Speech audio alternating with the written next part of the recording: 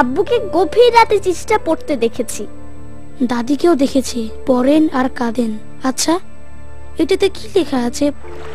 নতুন ক্যাম্পে ফিরছি, বাহিরের সতর্ক পাহারা, এর মাঝে চিঠি লিখতে বসছি। জানি না ফিরবো কিনা, তাতে দুঃখ নেই। তুমি শুধু তামিমকে দেখে রেখো। তামিমের জন্য এখন নিরাপদ একটি বাড়ির দরকার।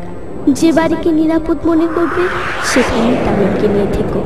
আর আল্লাহর কাছে দোয়া করো যেন জীবনের বিনিময়ে হলেও এ দেশকে স্বাধীন করতে পারি, তোমাদেরকে উপহার দিতে পারি নিরাপদ একটি স্বাধীন ভূমি। সেই সব বীর সন্তানদের প্রতি শ্রদ্ধা রেখে আমরা গড়ি মেদিনী হোমস, স্বাধীন দেশের নিরাপদ আবাস।